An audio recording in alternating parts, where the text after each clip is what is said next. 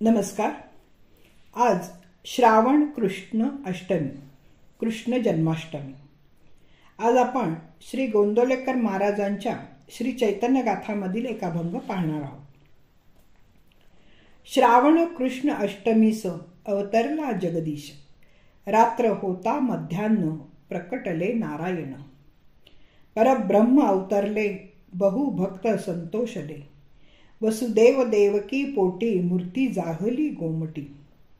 तये वेळी प्रभूसी वसुदेवे नेले गोकुळासी, यशोदेवासी दिले प्रभूला तिची कन्या घेऊन आला. गोकुळा देव आले प्रभूचे दर्शन घेतले, भाव बळे करुनी नमन दीनदास घरी चरण. संत ज्ञानेश्वरांनी संजयाच्या मुखी ऐसा सर्वज्ञाचा बापू जो कृष्ण ज्ञान दीपू असा उल्लेख केला आहे.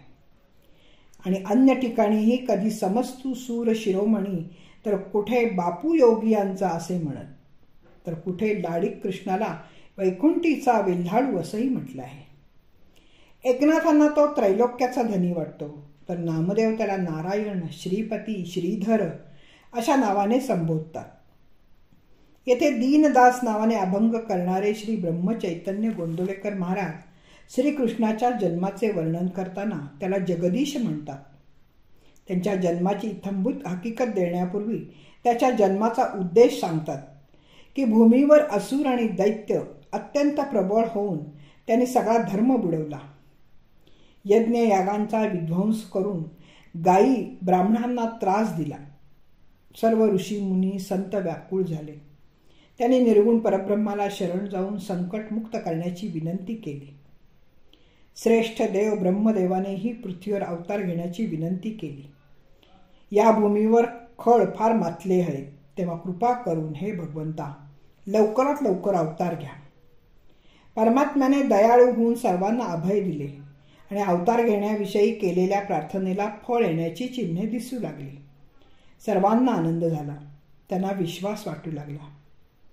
इकडे परमात्म्याने विचार करून लगेच शेषाला बोलवून म्हटले, आपल्याला पृथ्वीवर अवतार घ्यायचा आहे. तेव्हा शेषाने अवतारात आपली आजपर्यंत झालेली ससे होलपट सांगितल्यावर भगवंतांनी त्याला युक्तीने सांगितले की या अवतारात तू ज्येष्ठ हो, आम्ही तुझ्या अंकित राहू. शेषाने मान्य केले. मग देवकीच्या पोटी जायचे ठरले. भगवंताच्या जन्माचा सोहळा पाहायला आकाशात देवानी दाटी केली. शंकरही चित्ती आनंदले, चारी वेद करीत घोष, अवताराची लीला बोलताती. साधू संतांना धर्म संस्थापनार्थ प्रभू जन्म घेणार म्हणून खूप आनंद झाला. आता साधूंना परित्राण मिळून दुष्टांचा विनाश होणार हे निश्चित झाले आणि श्रावणाचा कृष्ण पक्ष आला. अष्टमीच्या दिवशी जगदीश अवतरला. रात्रीची मध्यान्ह वेळ, नक्षत्र रोहिणी, परब्रह्म प्रकटले.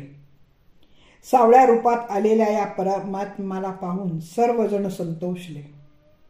देव पुष्पवृष्टी करू लागले. वसुदेव आणि देवकीच्या पोटी गोमटे सावळे कृष्ण जन्मले.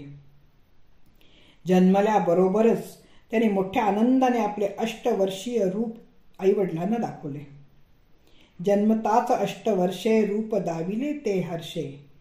देवकी विस्मित झाली, म्हणाली, बाबा रे, तू माझ्या पोटी जन्माला आलास, मी धन्य झाले. पण हे निर्गुण परमात्मा असलेल्या बाळच मी तुला प्रार्थना करते की तू बाळरूपच धर. त्यानंतर लगेच वसुदेवाने कान्हाला गोकुळात नेले. त्याला यशोदेपाशी दिले आणि तिची नुकतीच जन्मलेली कन्या घेऊन ते आले. गोकुळात जणू परमात्मा आल्यासारखे लोकांना वाटू लागले. ते प्रभूचे दर्शन घेऊन आनंदले. कुठल्या महान कार्यासाठी ते अवतरले हे त्यांना कळले असावे कदाचित. या अशा कृष्णाचा महिमा किती वर्णू. भावबळाने त्याचे मी नम्रपणे चरण धरतो असे दीनदास म्हणजेच ब्रह्मचैतन्य गोंदवलेकर महाराज म्हणतात. संत ज्ञानेश्वर महाराज म्हणतात, जो सर्वज्ञतेचा बोलावा, जो यादव कुळीचा कुळदेवा, तो कृष्णजी. धन्यवाद. मी वाचक सौभाग्यवती पल्लवी कुलकर्णी. नमस्कार.